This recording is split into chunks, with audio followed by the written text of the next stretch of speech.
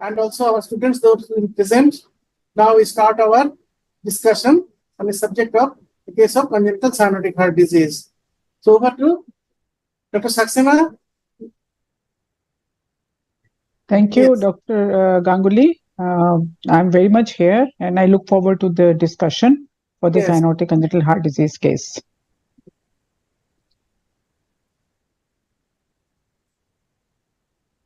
Okay, we can start your presentation.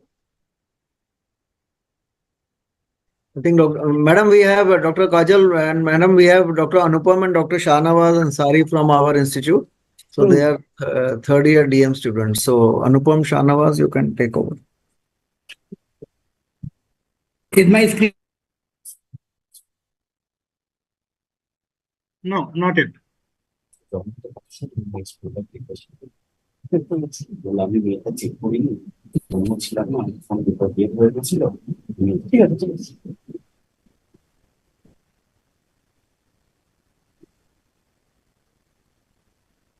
I think Dr. Anupam said there is a network issue. Hello?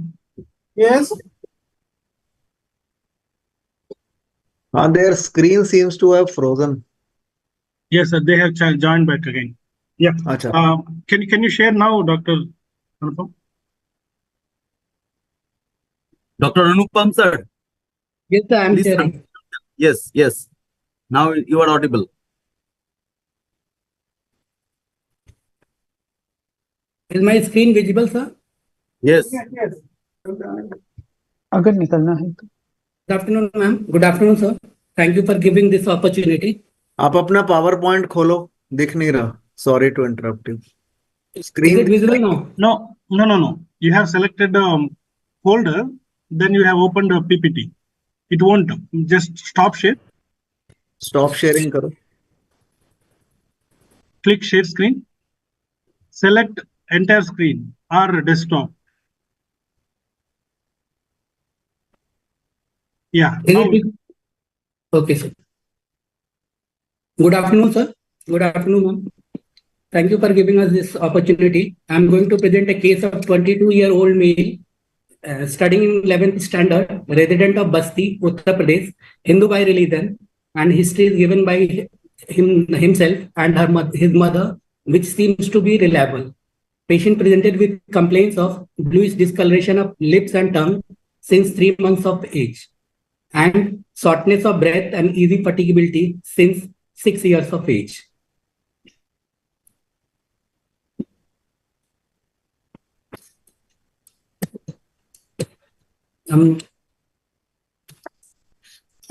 About history of presenting illness, patient was born full-term normal vaginal delivery at home, and he was apparently normal at birth.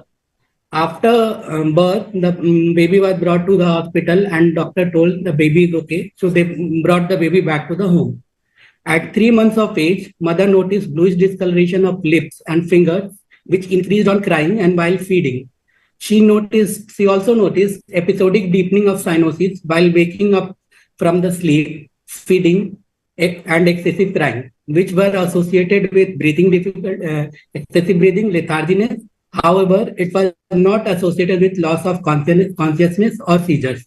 These episodes gradually disappeared over 2 to 3 years of age. Further, child was having breathlessness on exertion, Yes. along with easy fatigability since 6 years of age. Dyspnea was insidious in onset, initially while playing with his siblings and peer groups of NYHA class 2, which used to relieve by taking rest and squatting.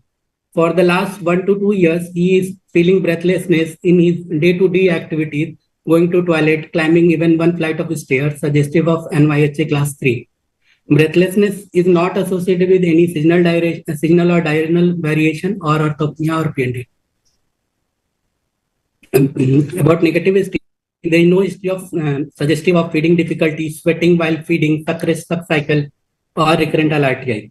There is no history of palpitation, syncope, hemoptysis, pedal edema, and ascites. There is no history of prolonged fever or any prolonged hospitalization. There is no history suggestive of CBA or any focal neurological deficit and seizures. There is no history of blurring of vision, headache, giddiness, and tinnitus. There is also no history of joint pain or swelling. There is no history of previous surgery or hospitalization. Birth history, as already told, is a full-term normal vaginal delivery, born of non-consanguineous marriage. Birth weight was normal. Developmental history, there is no developmental delay noticed by the parents. Immunization history, vaccinated according to the mother, but records were not available. In maternal history, there is no history of diabetes, mellitus, hypertension, fever with skin rashes, drug intake, smoking or alcohol. In family history, there are 4 siblings, 2 brothers and 2 sisters. He is of birth order second. Personal history, he takes vegetarian diet. Bladder and bowel habits are normal. There is no adverse personal habit. To summarize, a 22-year-old male who developed cyanosis at 3 months of age with history of cyanotic spell, with history of squatting, now presenting with easy fatigability along with breathlessness on exertion since 6 years of age, which is progressive over last 1 year. Are you finished with the history? Yes, ma'am. I think since it is a child, it is a patient who developed disease as a child, you also have to tell us if he has ever sought any medical attention. Has he been on any treatment? Has he undergone any intervention or not? So that long history, since the history is almost 22 years, you need to tell Yes, us, ma'am. has he ever been seen by a doctor? The patient had history of bluish discoloration, but they never sought any medical history. At around 22 years of age, just 3-4 months back, the patient came to our hospital for evaluation. They have never sought any medical treatment or any medical advice. So since he has been practically the same since 6 years of age, at least from what I can make out, what do you Yes. think has brought him to hospital at 22 years of age? Now, the patient had dyspnea, which progressed over last 1 year. That was the main complaint for which the patient came. And also now peer pressure was more from relatives, you should go to hospital and all. So he came to hospital. The main reason was progressive breathlessness over last 1 year. That's why he came to our hospital. So before he came to your hospital, he has not been seen by any doctor. No, ma'am, never visited any hospital. So he straight away came to your place for the first time. Yes, ma'am. Okay. So, and he's not on any treatment. No, he is not taking any treatment. He was not taking any treatment till 3 months back. Did he know that he has a heart disease before this? He was he had very fair complexion. When he sought this to their relative or village people, they told that this is due to your fair complexion. You do not have any heart disease. So he he has didn't never know been that. diagnosed to have a No, heart he has never disease been. before. This is the first time he is getting this news that he has a heart Yes, ma'am. disease. Yes, ma'am. All right. All right. You said he's 22 years, but he's studying in class 11. What does that tell you? Yes. Ma'am, means his symptoms like breathlessness is interfering with his even day-to-day activities, and his scholastic school performance is also not good. He cannot go to the school actually. So for how long he is not due to going to his- school? For last around 6-7 years, he is not able to go.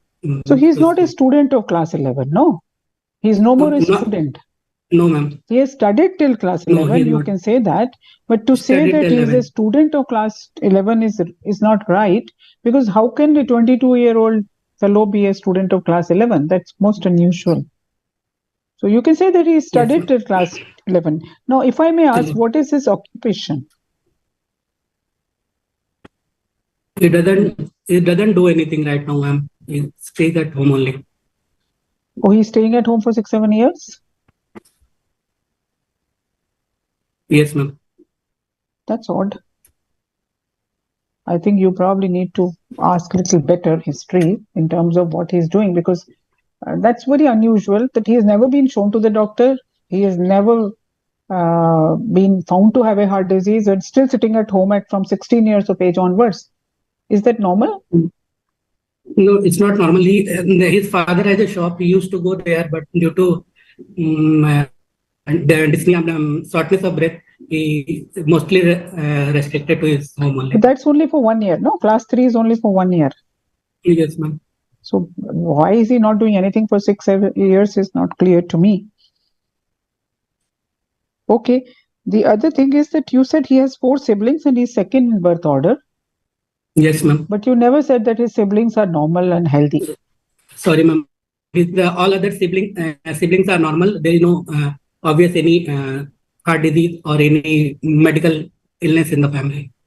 Maternal age at his time of his birth? That was 25 or 26, ma'am. He was second order, that second baby of the mother. No, second baby has nothing to do with maternal age. Maternal age is No, a separate thing. 25 at that time. Yeah. So that also should be mentioned when we are talking about congenital case. Okay. Okay. Yes, ma'am. Socio-economic history, occupation, that scale we talk about, SCS scale. Yes. His father owns a shop. They live in a pakka house, ma'am. That has 4 rooms. And if we calculate modified Kukuswami scale, it will come to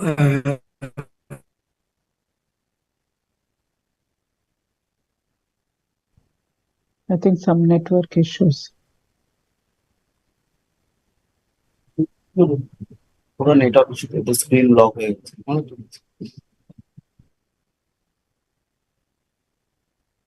Can't hear. उधर उधर network समस्या है typical আমার network slow হয়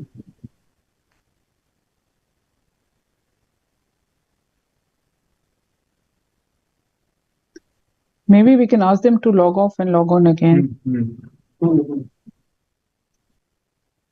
तुम लोगों का net of हो गया तो अच्छा फिर से आ गए Unmute. Please unmute yourself.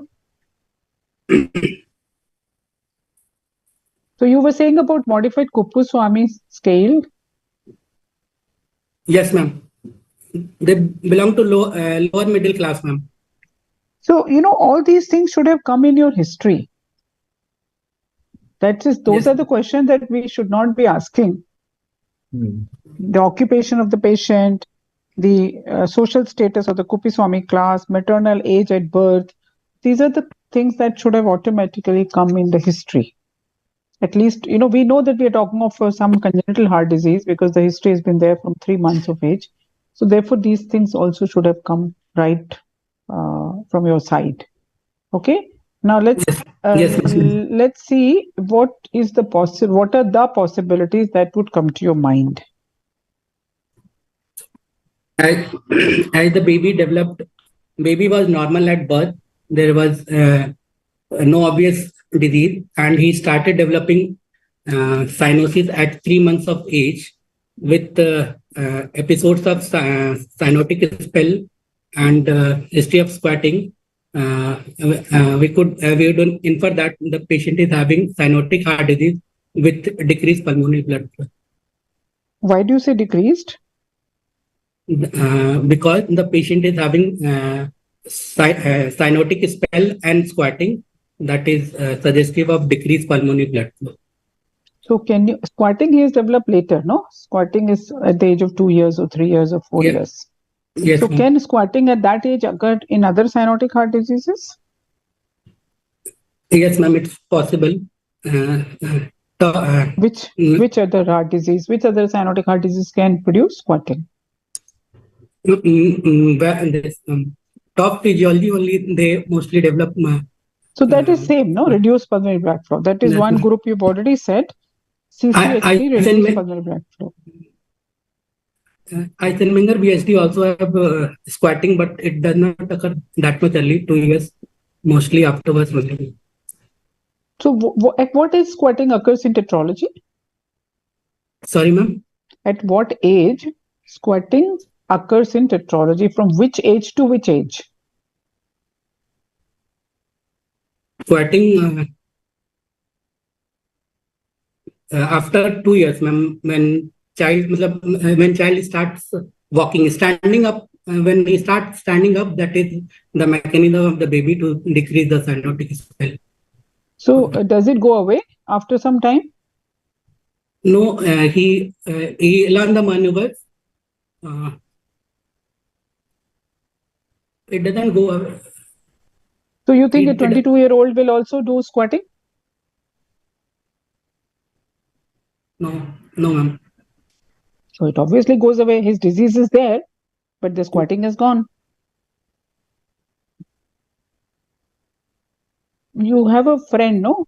Does he want to answer Yes, the ma'am. question? Yes, ma'am. Can you tell me if squatting occurs in a particular age group, or it can occur in all tetralogies beyond 2 to 3 years of age at any age?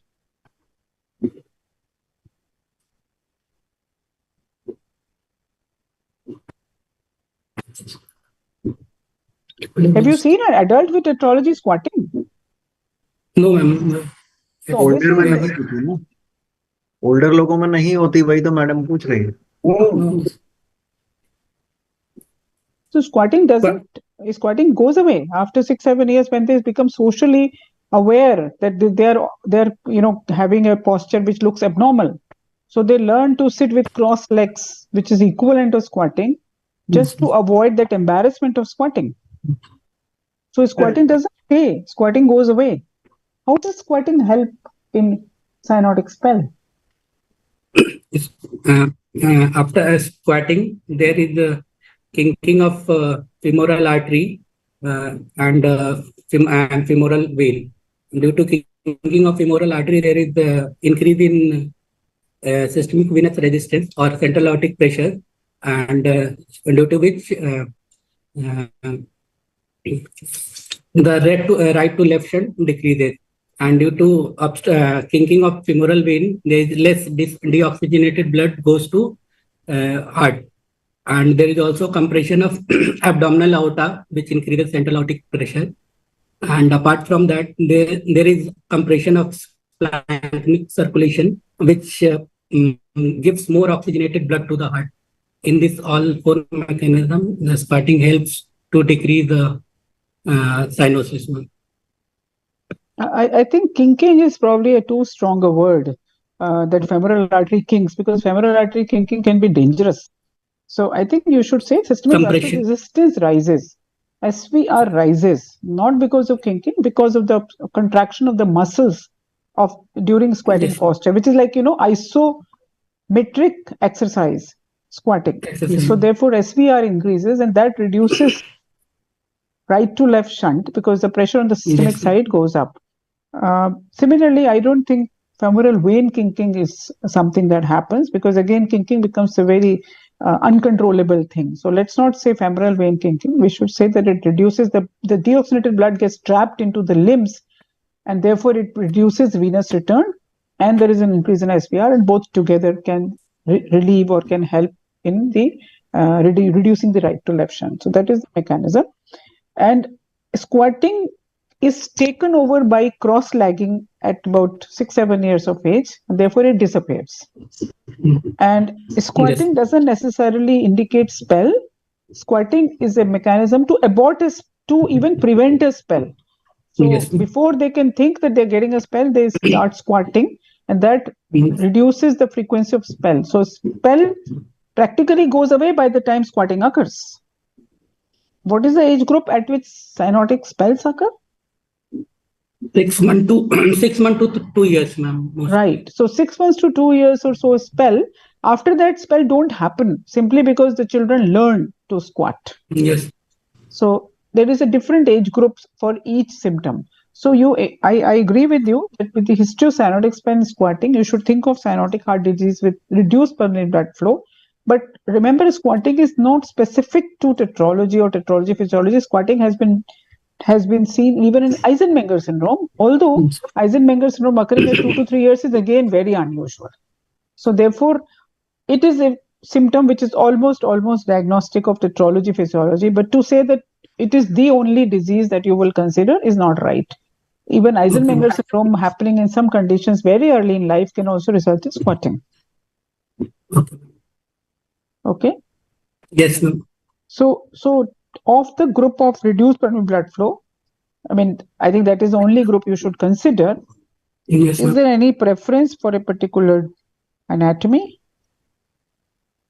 Out of first would be the what we call classical top would be in the top in that fellow physiology. Considering the age of the patient and survival, I would like to keep DORB with VS DORB with PS second diagnosis, then single ventricle with PS the next diagnosis. Can you And then- enumerate some more diagnoses under Yes. this particular group? ABSD, PS, then TGA, VSD, PS, ma'am. Then LTGA and DTGA, VSD, PS. And then tricuspid atresia with VSD, PS. So of these conditions, you wanted TOF and DORB and single ventricle earlier than the others. Yes, ma'am. Any reason for that? The patient is 22 years old. The survival of DORB and single ventricle is better than other possibilities. And that's why I kept this. Second. Okay. Now, And there is no history of cyanosis at birth birth. So TGA, transposition TGA and tricuspid atresia mostly can be kept down the list. tricuspid atresia can have no cyanosis at birth. That is a well-known Yes. factor because in tricuspid atresia, it is the VSD size which determines Yes, the ma'am. pulmonary blood flow. So they may not be Yes. blue if their VSD is sizable. But Yes. I don't know why you want to put TGA VSD PS with no history of cyanosis at birth. So 3 months of age, and that baby was home delivery. Then they brought the patient to PSC. The mild cyanosis might be missed sometimes, Okay. and that's why TGA could be a possibility in that patient. So what is the survival of TGA? TGA, 90% of the patient die at 1 year of age. Yeah. So and TGA VSD PS will be even worse because they have reduced Yes. pulmonary blood flow as well as they have admixture. So TGA VSD PS in an adult is, I mean, of course, you can have extreme example, but it's very, very unusual. So therefore, perhaps should be lower most in the list. I would say LTGA VSD PS much above than TGA Yes, VSD PS. Because LTGA VSD PS is like petrology, the anatomy yes, may be uncorrected, but physiology is corrected for them.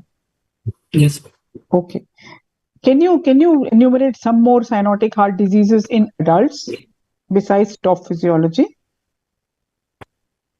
Adults, I mean, abstain anomaly can survive up to Okay. adult, ma'am.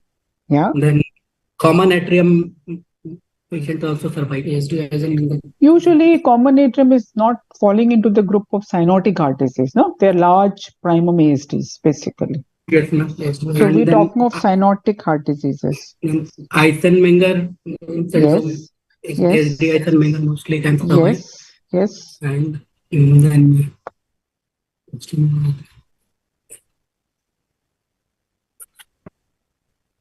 Truncus, truncus has a more mortality. Very rarely they can. I think the other condition that can survive to adult CHD is TAPVC. PAVC you have to mention. So must keep that in mind because many of these patients are actually diagnosed as ASD only, and Yes, they ma'am. actually have a very mild cyanosis, and therefore it is missed. So Yes, ma'am. TAPVC, a very specific type of TAPVC, not all, No. can survive to adulthood. A small subgroup of patients of TAPVC. So if you're looking at cyanotic congenital heart disease in adult, then tetralogy, physiology, of course, Eisenmenger are the two common ones. But do think about abstinence anomaly and TAPVC. And then, of course, you have rare survivors like truncus arteriosus, like, TGAs and all. But those are obviously very, very rare survivors. But these are the Yes. 4 conditions that you should think of when you have a cyanotic with a congenital heart disease adult. Of course, tetralogy would be the first diagnosis, statistically speaking. Yes, ma'am. Okay. Yes, ma'am. And Dr. just adding to what Madam and Dr. Kajol said, Anupam and Shahnawaz, जब भी ऐसा होता है तो you always classify in your mind कि low flow कर दिया आपने, tetralogy physiology आ गया, फिर आपने increased flow में TAPVC आ जाएगा, truncus rare आ जाएगा, और बाकी सारी जो है ट्रंक टीएपीवीसी में जैसे मैडम ने बताया you will have only some category infra diaphragmatic TAPVC will usually present with obstruction and infancy. Adulthood में आप या तो सुप्रा कार्डियक देखते हो या रेयरली कार्डियक या मिक्स देख लेते हो, तो वो systematically okay. Okay. Dr. Aditya, shall we go to the examination? Oh.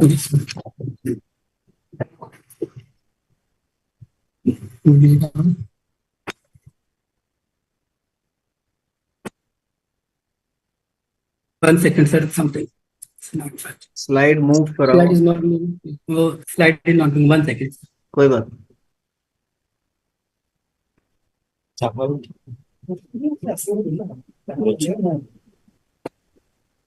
So I'm presenting the examination part. At the time of examination, patient was conscious, well oriented to time, place, and person. And height of the patient 169 centimeter and weight is 54.2 kg and BMI is 19 kg per meter square. Weight was average and there is a no facial deformation. General examination, there is a deep central cyanosis and grade 3 pan-digital clubbing, and there is a no pallor icterus and lymphadenopathy, and there is a no pedal edema, and back and spine was within normal. Vitals, at the time of examination, patient was afebrile and respiratory rate 20 per minute, regular abdominothoracic, and pulse rate 80 per minute, regular, normal in volume and character, and peripheral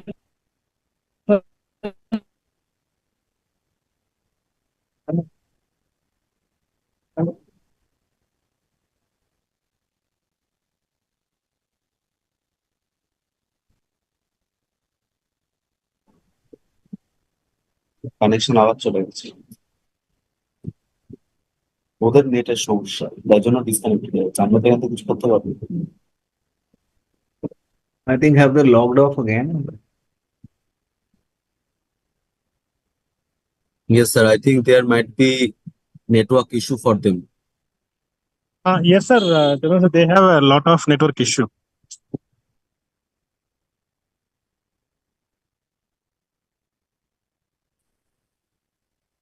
JP not raised with mean of 7 centimeter of blood column with normal waveforms and respiratory variation and hepatojugular reflex are negative. Can you just wait? What do you mean by JVP not raised with mean of 7 centimeters of blood column? What does that mean? Total JP means 7 centimeter of. JVP is 7 centimeter. Total JP mean total. What is total and what is partial Total. JVP? Above the external angle, we have 2 centimeter and 5 centimeter from the right atrium to external angle. To total So 7. are you talking of JVP or you are talking of RA pressure? Normally कैसे describe करते हो ऐसे total थोड़ा? Normally आपने above MBBS के level पर JVP ऐसे describe करते थे? JVP is JVP, whether in MBBS Yes, or MD or DM. Can't Yes, change ma'am. JVP according to your qualification, no? So how do you describe JVP? raised and 2 centimeter above the external angle with normal respiratory variation and waveforms with So negative if it is hepatojugular not reflex. raised, then why do you Yes, want to say 2 centimeter above sternal angle if it is not raised? Yes, sir. Not raised means under 3-4 centimeter only, no? Yes, ma'am. There is no need to quantify 2 centimeter, 3 centimeter. Yes, you should talk about the waveforms, Yes, ma'am. whether the AVs, ACV waves, XY descents are normal or not. But Yes, ma'am. 2 centimeter above sternal angle to me doesn't make sense. Okay. It is not raised. It is not raised. And when we talk of JVP, please use manubrium sterni or angle of sternum as the point. Don't add 5 centimeter to it. 5 centimeter is done for RA. Yes, ma'am. So that is a derivation that you make out of JVP. That Okay, if yes, ma'am. JVP is not elevated, then your RA pressure is also normal. Yes, ma'am. But you cannot bring in RA pressure here when you're talking of jugular venous pressure. Because it's Yes, a ma'am. physical finding. You are not deriving hemodynamics at this point. You're only giving us the findings on examination. And when we say normal waveforms, please talk of descents also. Normal waves and normal X and Normal Y waves. descents. Yes, ma'am. Okay.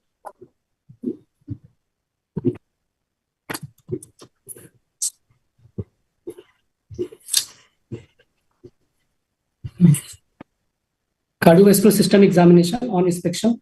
Precordium is symmetrical and there is a no precordial bulge, and apical impulse seen in the left fifth intercostal space, medial to mid-clavicle line.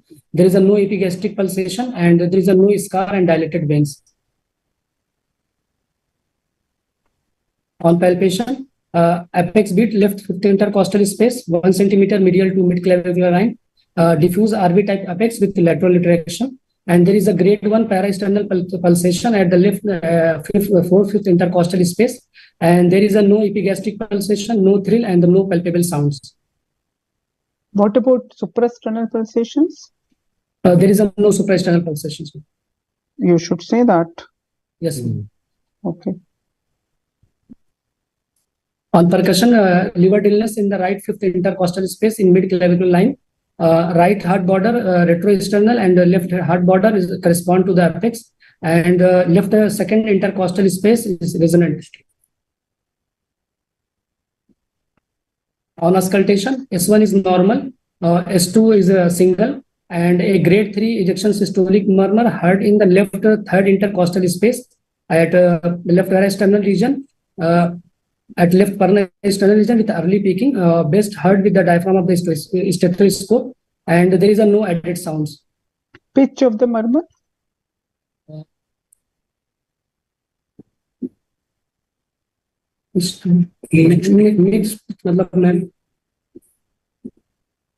See, your description of murmur is not complete. You've not told us about the pitch.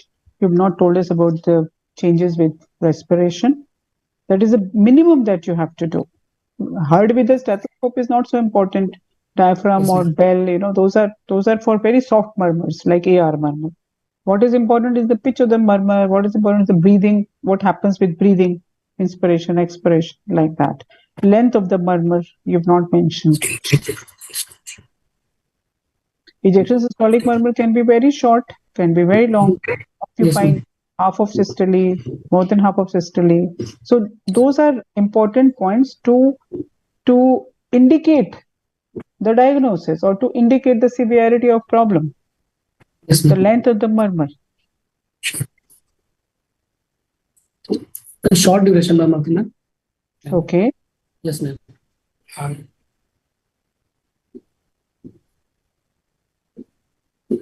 Are you done with auscultation? Yes, ma'am. What about back?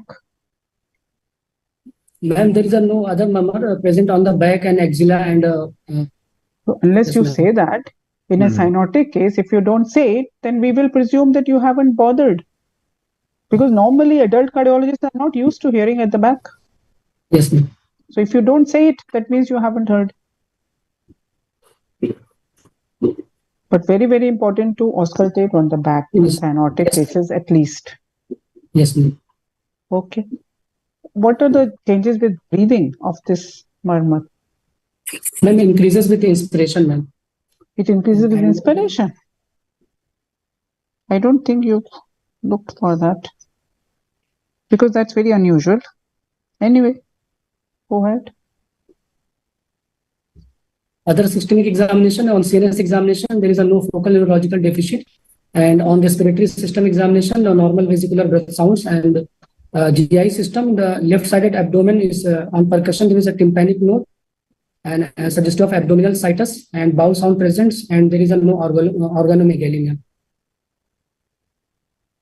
Okay. Yes, ma'am. Okay, let's Yes, ma'am. look at the diagnosis. My provisional diagnosis is situs solitus levocardium, cyanotic congenital heart disease with a decreased pulmonary blood flow with RV type apex. Most likely the suggestive of Fallot's physiology, most likely pathology of Fallot's, and in normal sinus rhythm at present in Weiche class 2. And, I thought you there is said a 3. no- You said 3, no? Yes, ma'am. Presented with yes, ma'am, at the time.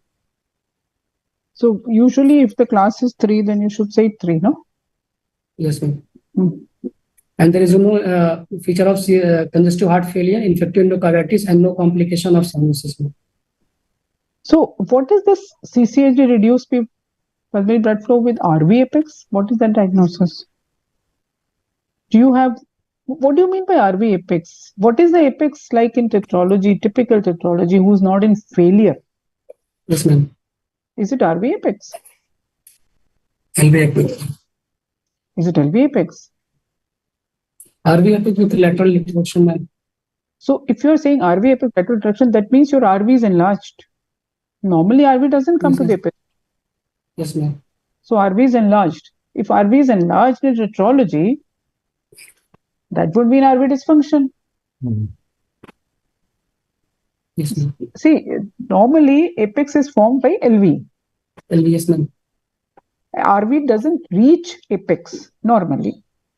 Are Yes, you ma'am. saying in tetralogy RV reaches apex? Yes, ma'am. RV dominant apex is there, ma'am. RV dominance is there in of. That should come as RV heave, left parasternal heave. That is the place where RV is. RV only comes to the apex when it is enlarged.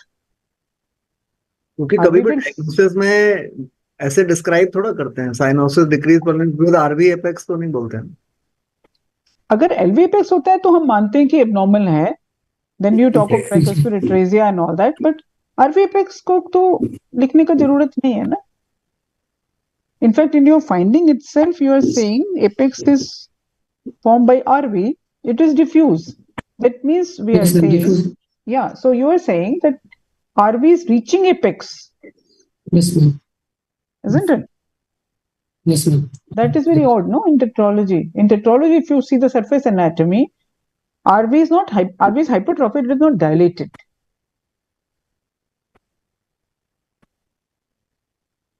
So it is okay to, it's the apex should be normal. Apex should not be RV type, Yes, apex ma'am. should not be LV type, it should be normal apex. Which is not which is formed by LV but not called as LV apex. LV apex is an abnormal apex. Similarly, RV apex is an abnormal apex. But what happens in tetralogy is like a normal apex. RV is not enlarged unless, of course, you have gone to a stage of RV dysfunction, which can happen in adults, because adults with tetralogies can have RV dysfunction. In that case, RV can surely form apex, it can reach apex, there could be, retraction and all that, but not Yes, normally. ma'am. In a normal straightforward tetralogy, it should not be.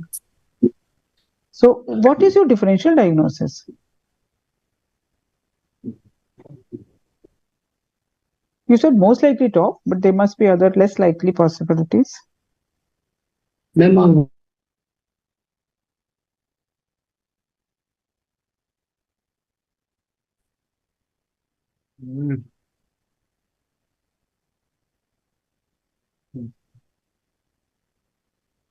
Differential क्या बना है कोई differential रखा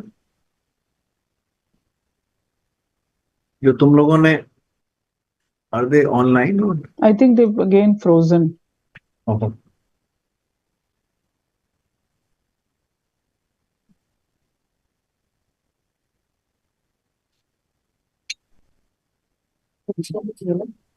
ওদের নেটওয়ার্কের সমস্যা sir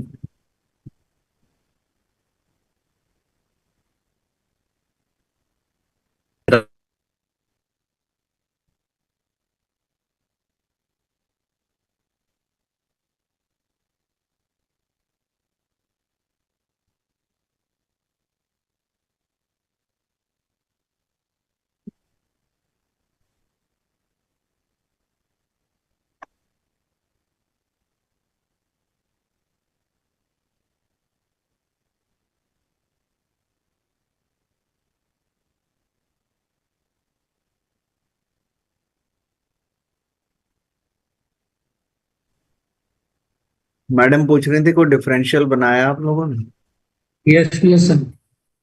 Yes. Madam was asking you is there any differential diagnosis जो सारी क्लिनिकल हिस्ट्री के बाद जो आप लोग डिस्कस कर रहे थे कोई डिफरेंशियल है Yes, sir. Sir, top tetralogy of filates, sir, and then DORV, sir, DORV SDPS, sir, and even sir, single ventricle with SDPS, ma'am, And ma'am, So and, after examination, have you been able to exclude some of the conditions that you mentioned on history? yes, ma'am. Which one have you been able to exclude? Ma'am, from lower down we started RV diffuse RV type. So tricuspid atresia is ruled out, ma'am, and Okay. there is a no regurgitant murmur. So, ma'am, AVSD ruled out, ma'am, and To say it is ruled out is not right because all AVSTs don't have AV regurgitation, no? yes, ma'am. So Yes, you ma'am. should not say that it is ruled out. Less likely, yes. Yes, but ma'am. Yes, ma'am. tricuspid atresia, yes, it is ruled out. I agree. Mm. And I would Yes, say ma'am. even single ventricle is ruled out because most of the single ventricles are DILVs. LV, yes, So ma'am. to say that your differential diagnosis of DORV and then single ventricle is not right because single ventricle also should have in majority LV apex. Yes, ma'am. So tricuspid atresia and single ventricle both are not likely. Yes, ma'am. TGA VSD PSU in any case was very unlikely from the fact that he's 22 years of age. What ma'am. about LTGA VSD PS? Second intercostal space is resonant, so that could also be, and there is no pulsation in the second intercostal space. Okay. Yes, Okay. ma'am. Okay. DORV VSD PS? No, and that there was no parasternal heave or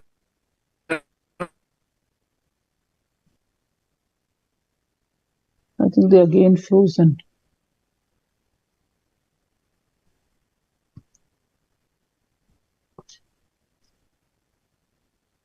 Probably they can use some other हाँ network. Suggest करता हूँ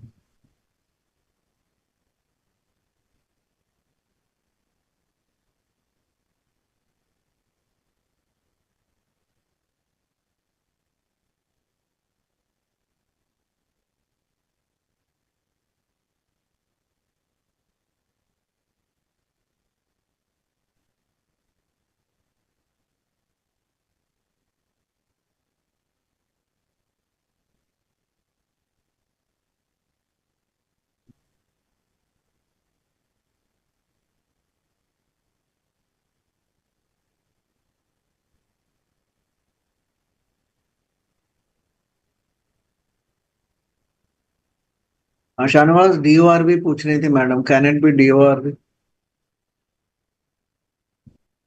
unmute कर लीजिए unmute कर लीजिए अपना अनुपम अपने आप को अनम्यूट कर लो आप DORV, sir, what we are saying that DORV murmur is a little higher up, second left intercostal space, and why should it be higher? Side से थोड़ा भी फर्क साइड से थोड़ा भी फर्क DORV VSD PS में भी इनफंडिबुलर PS ही होता है ना मोस्टली तो valvular तो नहीं होता तो हायर क्यों होएगा? So how do you differentiate DORV VSD PS from tetralogy? एक simple question है ना? Yes, ma'am. One parasternal heave and epigastric pulsation more common in DORV. Why should that be? भाई उसमें भी RV systemic है इसमें भी RV systemic है तो क्यों फर्क पड़ेगा? We are not talking of DORV with restrictive VSD. Restrictive VSD is a very rare thing that happens और उस केस में तो apex becomes LV apex. So we are not talking. We are talking about a classical tetralogy and a classical DORV. How would you differentiate the two? Bedside पर clinically.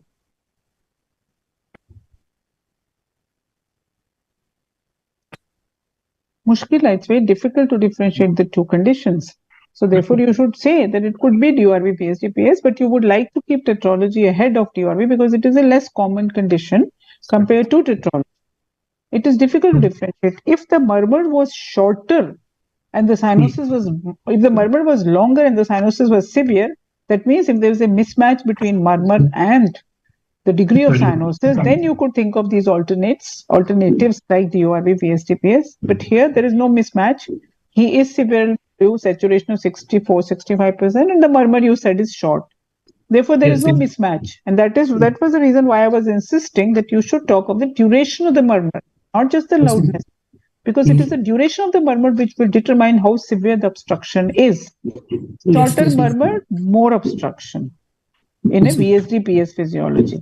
So here there seems to be no mismatch, and therefore you should try to keep DOF. But yes, DORV cannot be ruled out. ABSD, VSD-PS cannot be ruled out. They're all going to behave in the same way. What you can rule out is tricuspid atresia, perhaps Yes, single ma'am. ventricle, and Single perhaps ventricle. LTG because you've LTG. taken intercostal spaces resonant. Yes, ma'am. Okay. All right. We can go to the investigations.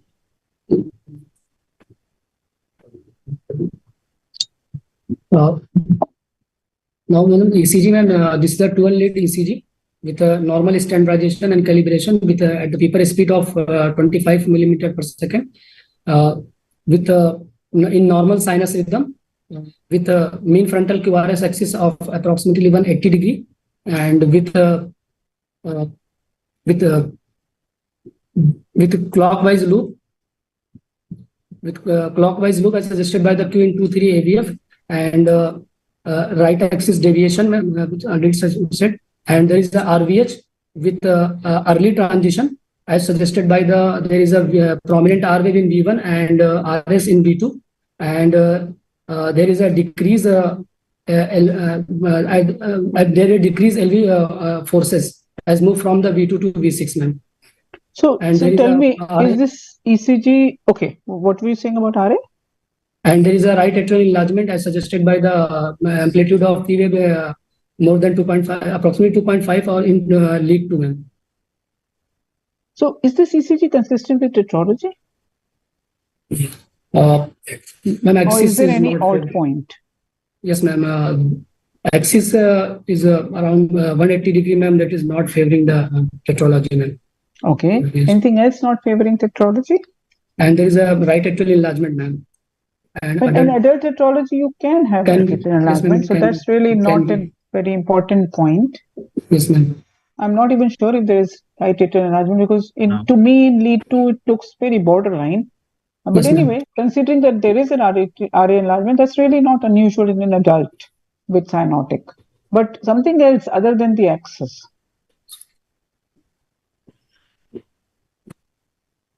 Why don't you have LV in V5, V6? What happened to LV?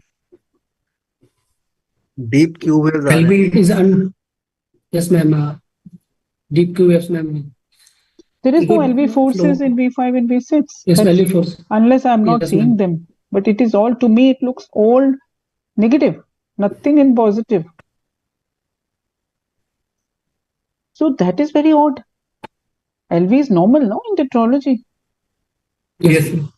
So But when can you under- have this kind of ECG? What will be the possibilities that will come to your mind? Also, one more thing I think you should talk about is the QRS duration. To me, it looks very borderline high. Yes, ma'am.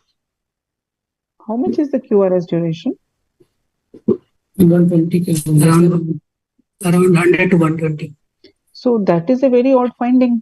You must talk about it. some So tell notching. me, what all can you make out of this ECG? Because firstly, the axis is very abnormal. Second, there is perhaps total absence of LV forces at least till V6. And you said the apex is normally Yes, ma'am. located. So hopefully Yes, ma'am. it's not an enlarged LV or enlarged ventricle and V7, V8 has been missed. And the third thing is the QRS Yes, ma'am. is wide. What all do you make out of this ECG?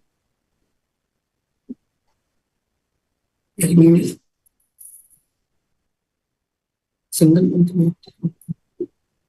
So one is the diagnosis. You may be missing the diagnosis. It may be DORV, VSTPS because axis is going extreme, plus minus 180. Extreme axis. That is one. Could there be any other reason for explaining this ECG in a tetralogy?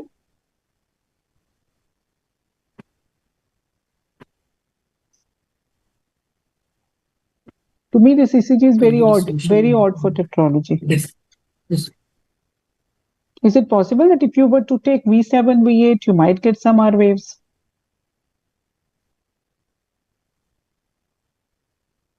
Is it possible that the jelly has smeared V1 to V6 and that's why you get the same QRS from V2 to V6?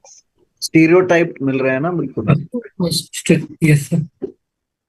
So there are so many possibilities that you can get from the ECG. Why I'm trying to highlight is that people have stopped doing ECGs. They just go to echo. and they think everything is there on echo. But here the ECG is giving you so much more information than echo would ever give you. I would be also concerned about the RV and the ventricular function, because look at the QRS. Yes, ma'am. If you had a patient of CAD, you would have immediately said that there is likelihood of dysfunction, Yes, but you're ma'am. not saying so for RV. And RV is far more sensitive to dysfunction than LV is. Therefore, this Yes, QRS widening is worrying, because this patient you're going to send for surgery, he may not do well post-op. Yes, ma'am. So this widening of QRS is worrying. The axis is worrying. Worrying. The Yes, ma'am. absence of R wave in V5, V6 is very worrying. I would go and do V7, V8 to find out if there are R waves or there are LV forces or not. You understand? So this Yes, yes. ECG is not at all fitting with your findings, not at all. But there are lots of possibilities. One, your diagnosis could be incorrect. Number two, Yes, ma'am. there is perhaps RV dysfunction or ventricular dysfunction, I would say. Number Yes, ma'am. three, probably your apex is way out and not at the MCL, not at the mid-clavicular line. Otherwise, Yes, why ma'am. would you not get? So if I was you, I would get this repeated with V7, V8. Also ma'am. ensuring that the jelly has not smeared from V2 to V6, producing these kind of complexes. Only then I would take it as the final ECG. Madam, just one question for the students and for everybody who's attending. If the exam, they have these findings in the exam and this ECG is shown, can a possibility of a univentricular heart also be considered? Although I know on the clinical we had ruled it out, but this ECG with an odd axis, with an odd precordial transition. Absolutely, absolutely.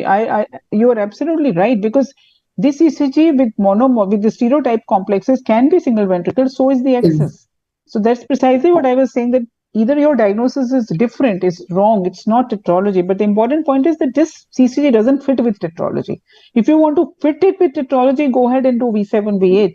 But if you think the diagnosis could be anything else, like a DORB, VSD-PS, like a single ventricle TS, sure, that's a possibility. But please don't miss the widening of QRS. Don't miss that. Whatever the underlying diagnosis is, there is dysfunction of the ventricle.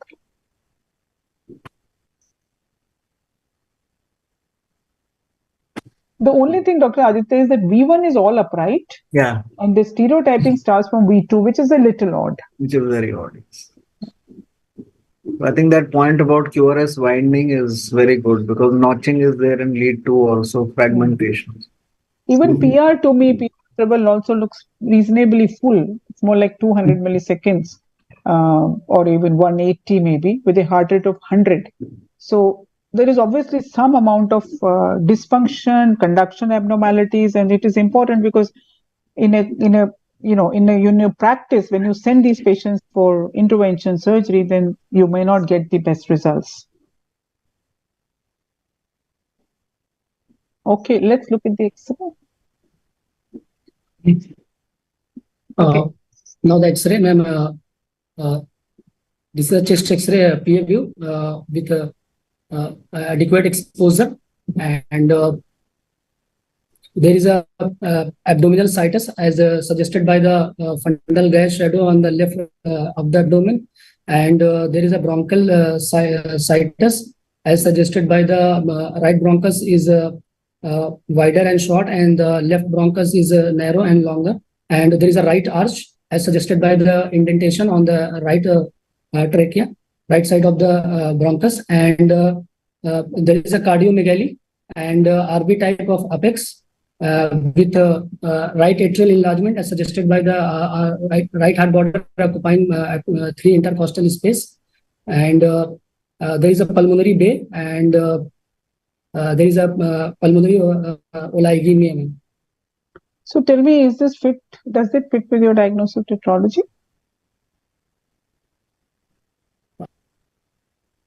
Findings, ma'am, the RA enlargement and cardiomegaly, ma'am. No, is it fitting with tetralogy or not? That is the question. Or there are some odd points. Some odd finding, ma'am. Yes. So these are you said cardiomegaly. Cardiomegaly is odd because Yes, ma'am. clinically also you didn't think Yes. there was cardiomegaly. Yes, And ma'am. I'm not very convinced of RA enlargement because it may be three spaces, but look, it's not going towards the right side of the spine much. So it's Yes, ma'am. perhaps no RA enlargement. Maybe it is there. Of course, in ECG we Yes, ma'am. thought it's a borderline RA, but not very convincing. But surely there is cardiomegaly. Apex looks RV type. But honestly, it is Yes, ma'am. not a boot-shaped heart at all. Despite being right aortic Yes, arch, ma'am. it's not giving you the typical bay that you are used to seeing in Yes, tetralogy. ma'am. So this X-ray is not typical of tetralogy, but having said that, you may not have typical X-ray Yes, in all ma'am. tetralogies. What you have is no cardiomegaly in oligemia. Unfortunately, Like, here you have cardiomegaly. So yes, that ma'am. is again suggestive of, I would say, if we are thinking of reduced pulmonary blood flow, then what could be the causes of cardiomegaly in such cases?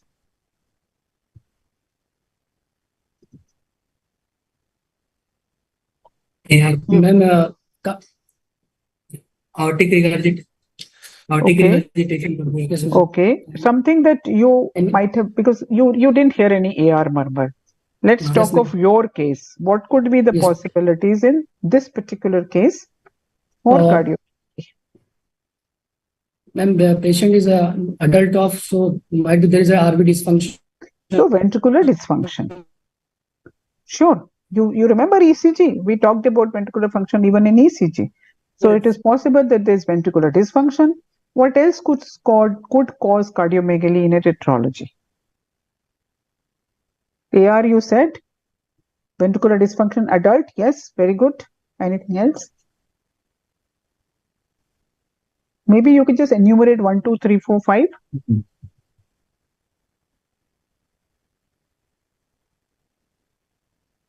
Are you frozen again? I think they are.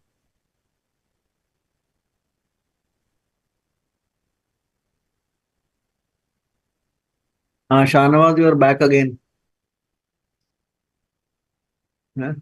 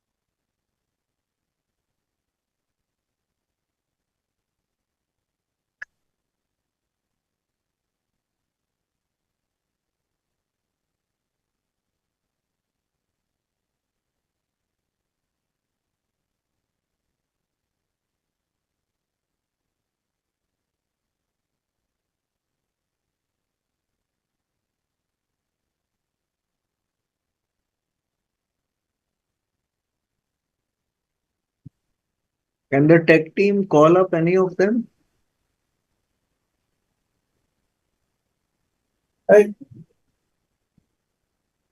Sir किसी देखते हैं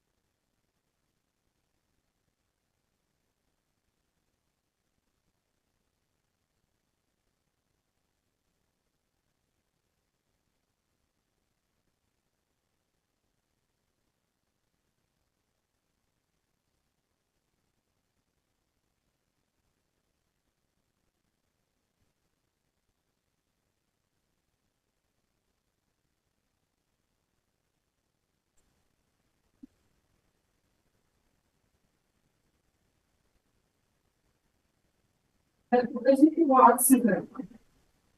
there, Dr. Yeah. Kajal.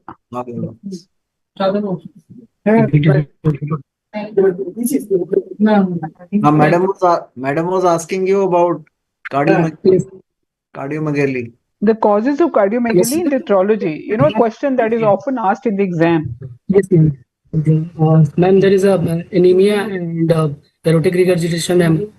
Pulmonary regurgitation can be there, ma'am. Tricuspid regurgitation, and if there is a infective endocarditis, ma'am, and there is a RV dysfunction, ma'am, and hypertension, and even sometime post surgery, ma'am. There is surgery after surgical shunt, ma'am. So, And pulmonary, large collaterals. Large collaterals is also, or large AP collaterals is another reason. So in your particular case, that's why I wanted you to hear at the back. That's why I wanted to know Yes, if ma'am. he's anemic or not. I don't know if what you said about anemia, I don't remember. No, ma'am, there is a no pileup. Patient is not.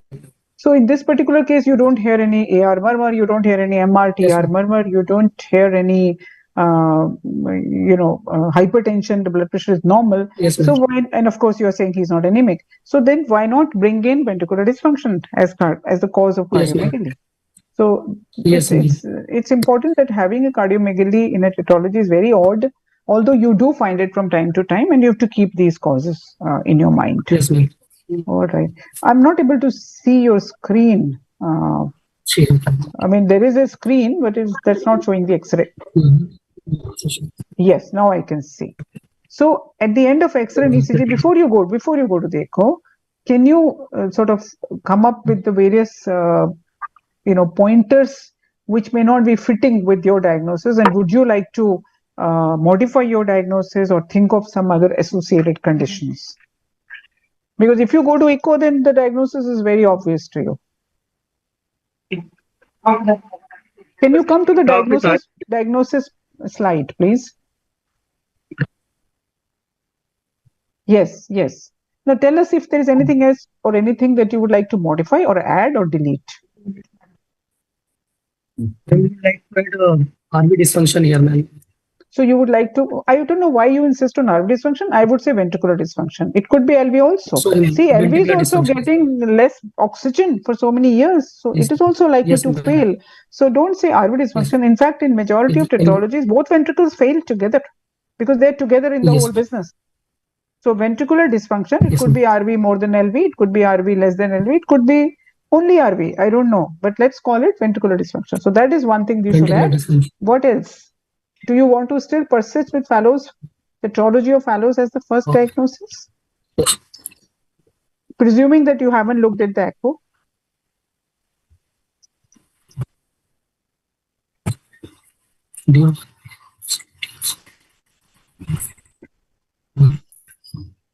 I think it's time to suspect it. And think of other conditions also. You remember the ECG was plus 180 axis. There was no LV forces. So do think of other conditions. You would like to think of single ventricle. You would like to think of DOR, VSD, because of the extreme axis. So I'm just, doing your job by hurrying you because, we don't have that much time left. But I think your diagnosis now needs to be modified. And I'm not saying that clinically you should be able to make the entire diagnosis. We are obviously likely to be wrong. We are likely to be incomplete. And that is why we have echo in angio and all those things. But at least clinically try and reach as much close to a diagnosis as possible. And therefore, after having seen the X-ray and ECG, because there is cardiomegaly, because there is broadening of QRS, I think ventricular dysfunction should be thought of. Because the axis is plus 180, you should think of DOR, VSDPS over and above tetralogy. I'm not saying throw away tetralogy, but do think of these conditions in addition to what you have made. That is tetralogy. Even think of single ventricle because of the stereotype that you have from V2 to V6. But tetralogy is surely not the diagnosis on ECG, at least not on ECG. Okay, now you can go to the echo.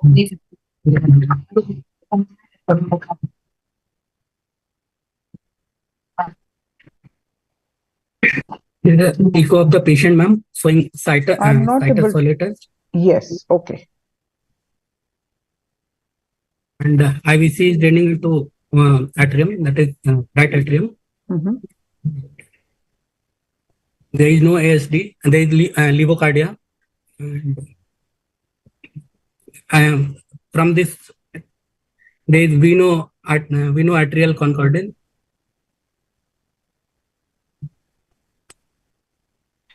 Veno We see arterial or veno atrial? Atrial, ma'am. Yeah. No atrial concordance. There is large malaligned VST around with 50% of overlap. Override, and there is automitral continuity we can see. We see a right to left shunt, and the whatever the blood from RV is going to aorta in apical 5 chamber view.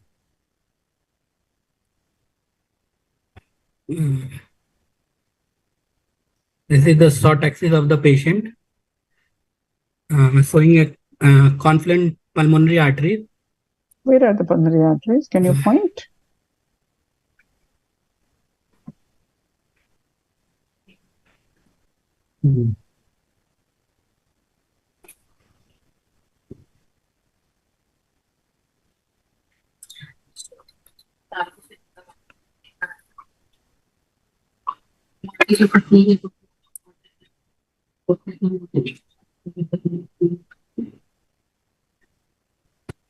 This is the level of obstruction looks subinfundibular. Maximum gradient was 97, 97 ma'am, with RVSP of 107. See the What is the pulmonary RVSP? annulus. What is the right ventricular systolic pressure? 110, ma'am, 110. And the blood pressure was 120. Can that happen? Equal, ma'am. Huh? Both should be equal. Blood pressure and RV pressure should be equal.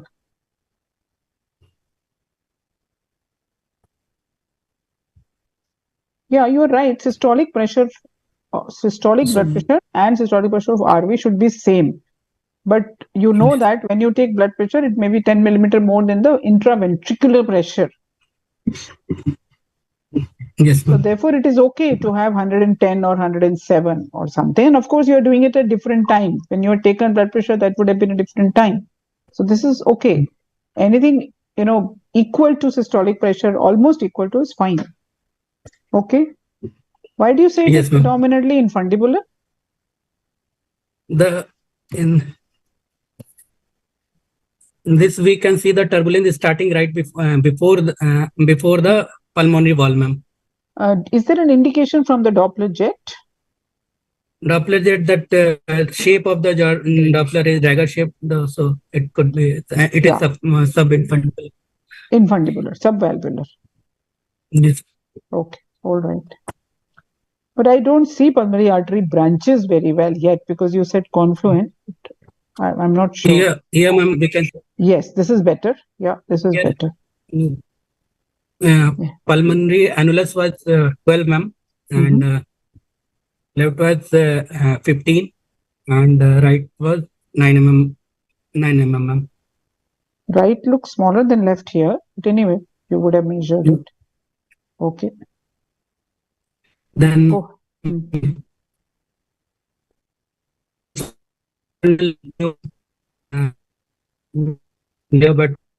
aortic arch to opposite side.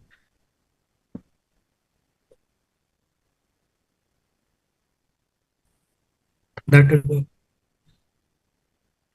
Any other information that we're looking for? No, sorry, ma'am. Would you like to look for some other information by echo? Some other ma'am, that pulmonary autopulmonary collaterals can be seen. Okay. Anything else? And additional VSD should be seen. So, and this coronary origin should be seen. Okay. PS peripheral PS can be seen. Peripheral PS will be difficult to see because Difficult. it Yes. is, by echo, peripheral PS is very difficult to diagnose unless it is at bifurcation level. Okay. Anything else that Yes. you were thinking in your diagnosis, which you haven't RV commented? dysfunction.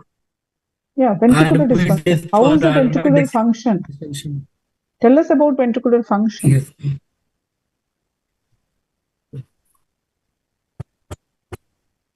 Ventricular function looked normal in this. Show me. Unfortunately.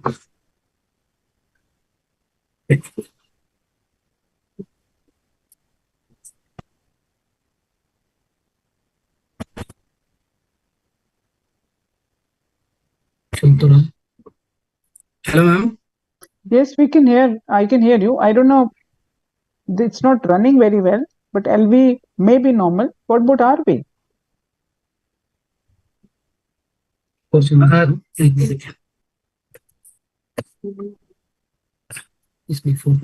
you assess RV function? We calculate TAPC per patient, then fractional areas shortening we see. TAPC we see, ma'am. If it is less than 14, there is RV dysfunction.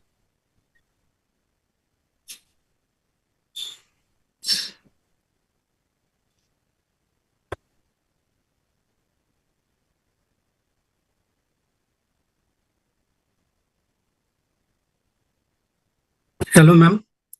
I'm not very sure about the RV function because whatever you're showing me is incomplete RV. LV looks okay. I would say LV function seems okay, but I'm not sure about the RV. I think you have to look at it more critically, measure TAPC, measure fractional area shortening to be very sure, especially because of the ECG. Yes, ma'am.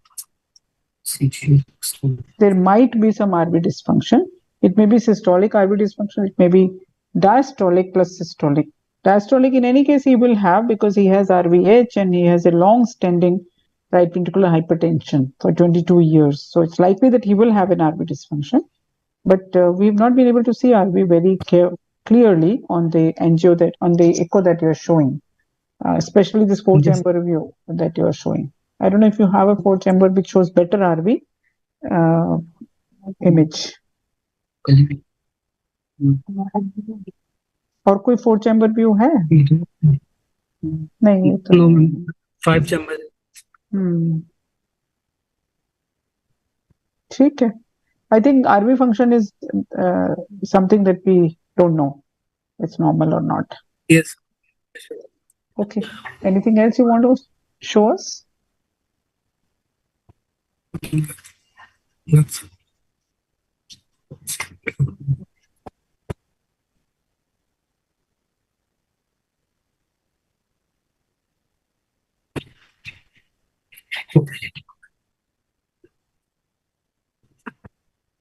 Hello, sir.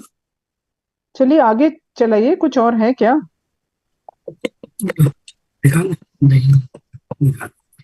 ये हो गया.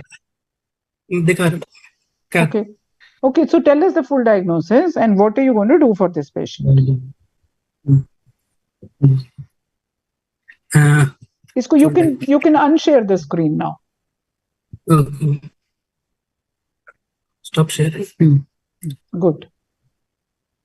So we have a diagnosis tetralogy. You have the echo and everything, and possibly there may be RV dysfunction, but it's not a lot. It may be mild only. Yes. What do you plan to do for this 22-year-old?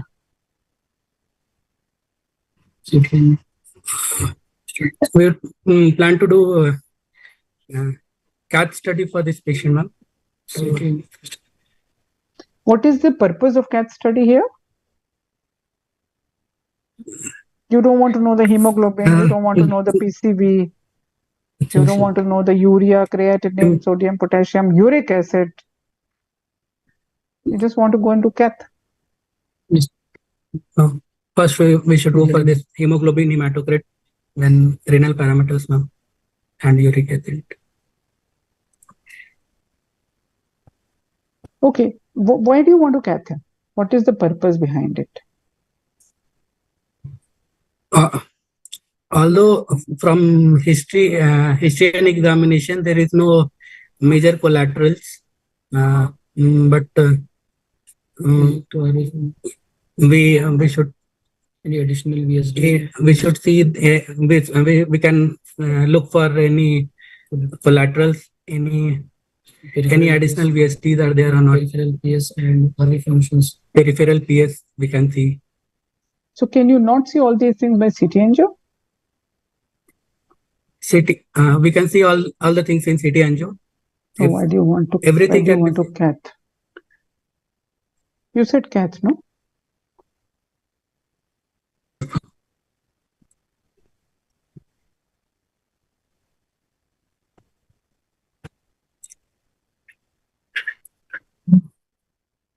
The only indication would be for this patient if we are planning for any intracardiac repair. And, are you planning or patient, you are not? Are you planning or no? Planning. So let's go We are backward. planning. Let's go backward. What is your plan? Ultimately, definitive plan. Intracardiac repair for this patient. You want to go for intracardiac repair. Yes. Are you sure or you have any doubts?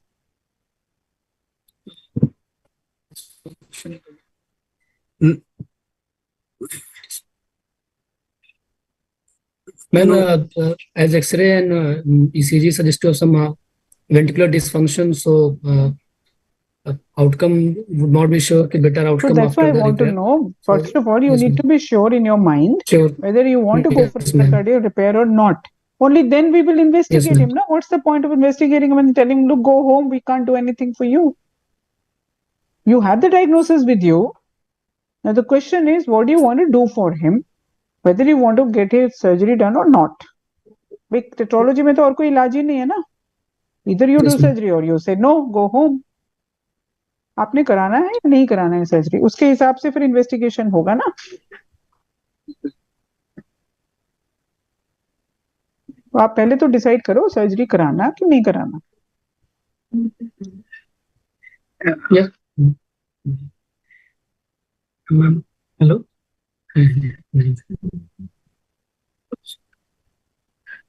RV dysfunction, ma'am, we should more thoroughly search for this patient. If there is RV dysfunction, the outcome will be bad.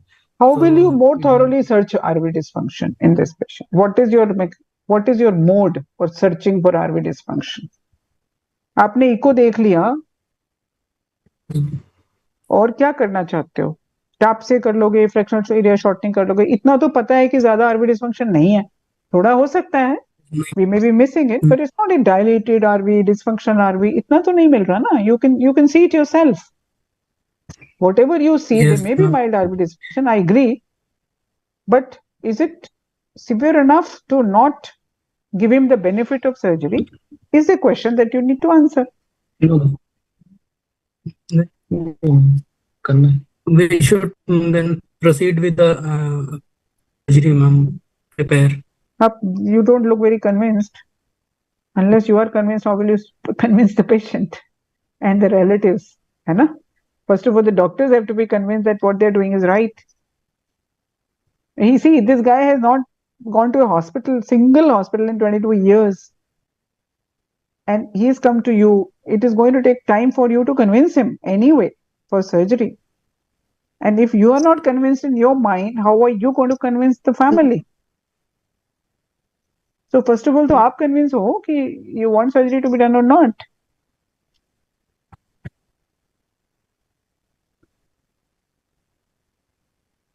We should set for surgery, ma'am, this patient. Very good. Very good. Happy to know that. This patient must be given the offer of surgery. His mortality may be 2 times, 3 times that of a tetralogy, conventional. But if he doesn't get operated now, then there is no future for him. He's only 22. He's not 90 years old that he will die anyway. So he is only 22. I think you guys are frozen again.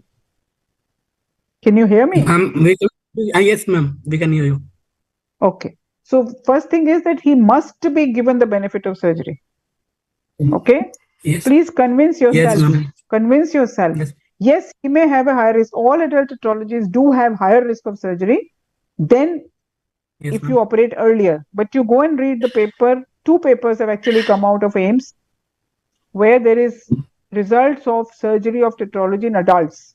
One is of 100 patients ma'am. and another is of, I think, some less number of patients, 40 or something, in which tetralogy operation beyond 40 years of age. So even patients at 42, 43, 44 Yes, have ma'am. also been operated. So why worry about 22-year-old? So that is number Yes, one, that he has to be given the offer of surgery. He has to be, you have to convince the family for surgery in this patient. Yes, the risk is going to be higher, as I said, could be 2 times more. But that also makes yes, it 4%, 5%, 6%. It doesn't make it 100%. yes, And if the risk is less than 50%, the chance has to be taken. yes, ma'am. Otherwise, what else do you have for him? Nothing. Nothing.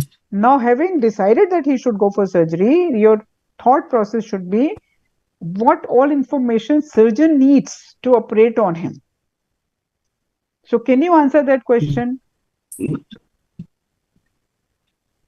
Is there any coronary abnormality or not? Okay, one What coronary anomaly. What is else? the status? What is the status of collaterals in that patient? AP collaterals number 2. What else? Mhm. Is there an additional muscular VSD? So Any is other there any other VSDs are there or VSD? not? Yes, additional VSD number 3. Additional VSD and any peripheral PS is there or Not just not? peripheral They were PS, called pulmonary artery anatomy, not just peripheral PS. pulmonary artery. Most important thing that you should have said first is PA branch anatomy. Pulmonary artery. Pulmonary artery Yes, ma'am. branch anatomy, not MPA. Nobody is interested in MPA. You can always Yes, put a ma'am. patch on MPA. MPA can be very small, doesn't matter. It is the branches, right and left branches, which are very important. So PA branch anatomy is number 1. Number 2 is additional muscular VSD. Yes, ma'am. Number 3 is coronary anomaly. Number 4 is collaterals, in that order. Because you can tackle coronary anomaly Yes. by doing a conduit, you can tackle epicollaterals by ligating them or embolizing them, you can tackle VSD by closing it, but you cannot tackle small pulmonary arteries if you take them for correction. So the most important anatomical finding that you need to show them is pulmonary artery branches size. And I hope you know what is Magoon ratio and what is Nakata index. Yes, ma'am. Okay, so we will not go into that, but a sizable PA anatomy or a sizable pulmonary artery branches is the most basic necessity for doing a correction in tetralogy of Fallows. Okay, so that is what you Yes, need ma'am. to find. There is no need for a pressure data. You have the pressure data with you. You have JVP, you have RV pressure. So you have RA pressure, you have RV pressure. You have the gradient of 100. So you have PA pressure. So the whole hemodynamics is right in front of you based on clinical Yes. examination and echo. So when there is no need for pressure data, why do you want to go for angio? Why not go for CT angio instead? Because anatomy is all that you need. Yes, ma'am. So if your surgeon is comfortable, yes, some of the surgeons are not very comfortable. They may want a conventional cardiac cath and angio, but really there is no need for a conventional cardiac cath and angio. The only thing you may miss on a CT angio is additional muscular VSD. And for that, if you can get Yes, good yes. echo images, Echo. then you will not miss it. If you have good echo images, then you will be able to see an additional muscular VSD, which requires closure. Yes, CT angio can sometimes miss additional muscular VSD. It may sometimes, Yes. not necessarily, but coronary anatomy, collaterals, all that can be found out, and of course, PA branch can be found by CT angio. So there is really not much advantage of doing a conventional cardiac cath and angio over a CT angio in a tetralogy patient. Yes, ma'am. So what is the correction that the surgeons, or let's say repair that surgeons do for tetralogy? Do you know the steps? The in fundibular resection they do VSD closure. Then VSD closure is done. VSD routing is done. Then if there is need of transannular patch, then they put transannular patch. Okay, very good. The three main. I think when you say infundibular resection is done, do you know the approach from where infundibular resection is usually done? There are two approach: arterial approach and ventricular approach, and there is one combined approach of arterial and pulmonary. In arterial approach, there are more chances of arrhythmia and Which approach? Which approach? atrial and ventricular approach. Two approaches are So there, ma'am. which one is usually done? Man, ventricular approach is better. Are you sure? Sorry, ma'am. Atrial approach is better. There is, So nobody does ventricular if approach there these is no, days. yes, Ventricular ma'am. approach is not done. It is all done transatrially. The VSD is also closed transatrially. The infundibule resection is also done transatrially. At best, you may have to give a small ventriculotomy for transannular patch. That's all.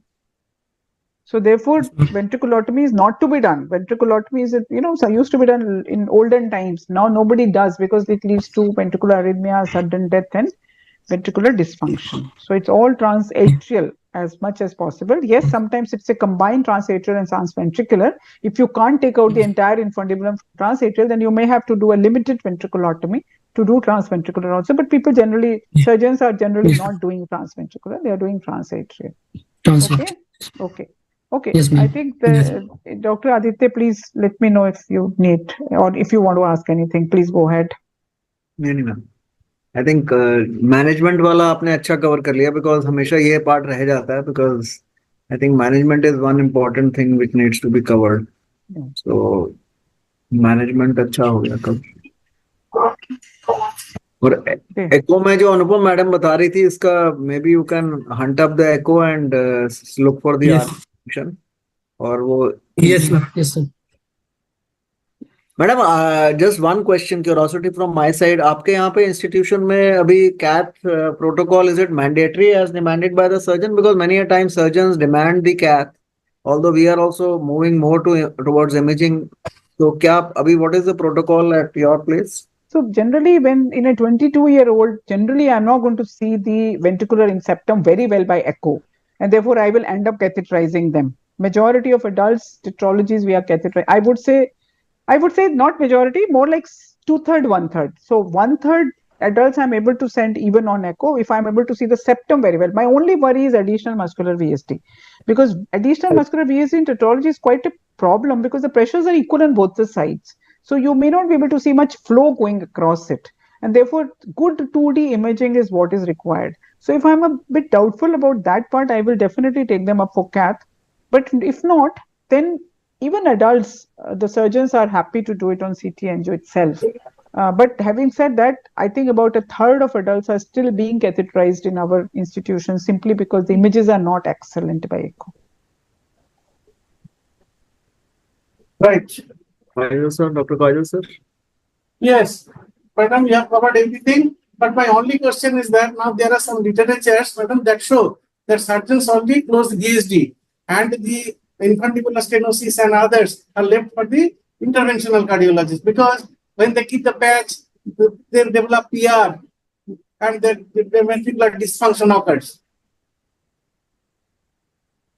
So I think interventional cardiologists are probably not going to of much help in infundibular stenosis. Dr. Aditya is sitting here and he can probably, agree with me. Valvular, yes, we can look after. Yeah. But if you leave infundibular PS behind, number one, it is very hard to deal with by the intervention unless you decide to put in a stent there. Exactly. And number two, it's a progressive disease. If you leave infundibular stenosis, it may be mild today, but it can become moderate and severe tomorrow. So better to do as much infundibular resection as much you can do. Yes, you can probably need to do a little bit of repair to the valve to avoid giving pulmonary regurgitation, because that also becomes an issue on long-term follow-up, something that we didn't touch upon today, that the follow-up of tetralogy patients is also important because almost universally there is pulmonary regurgitation everybody post-op. Right. But leaving infundibular PS is something that is really, not the right approach, especially because it is a progressive disease. I know of some surgeons who leave a little bit of valvular stenosis if it is there.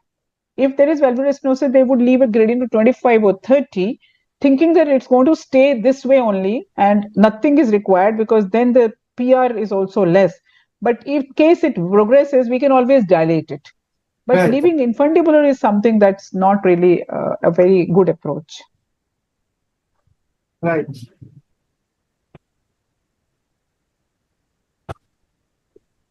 Okay. Then Dr. Aditya, you want to show some interesting ECGs and X-rays of congenital cyanotic heart disease? Madam बैठी है, मैं madam के सामने मैं क्या दिखाऊंगा? नहीं, नहीं, तो आई थिंक मैडम ने कवर कर लिया है, तो Beautiful. Thank you. She is as usual a stupendous job, and मतलब मैडम की क्लास होती है तो हम लोग भी कुछ ना कुछ सीख लेते हैं उससे, extra points. So, I think that's very modest of you, Dr. Aditya. You know so much of congenital heart that I don't think what you're saying is right. I think you're just being modest. नहीं ma'am. So we look forward to these classes, and Dr. Kajol, thanks हमारे students को opportunity देने के लिए, because I think they, madam क्या इनका assessment क्या रहा थोड़ा सा? So I think they've done a wonderful job. I think going over last so many classes, I think they've done a very good job. I only wish only one of you would have spoken, because you in the exam you're going to be only one, not both combined. But yes, you've done a good job, and your thinking is pretty clear. I was just kind of going a little ahead of what you said, simply so that you learn more. That was the whole idea. Right. But I think from the examination point of view, you knew everything, and you will be able to get through the exam if a cyanotic case comes to you, because your fundamentals were pretty clear. I think Anupam, Shanawaz, you should Thank you. treasure these words from Madam, and Dr. Kajal sir, we would want more opportunities from you in future. Yes, sure. Thank you, madam. Thank you for a beautiful exposition of the subject. Thank you, Anupam. Thank you, Sajan. Thank you, sir. And shall all have- the best to both the students for their exam. Yes. Best wishes for the exam, and we shall go ahead with more cases in the future. Yes, sir. you. Thank you, sir. Yes, sir. Thank you. Thank you, sir. Thank you, sir.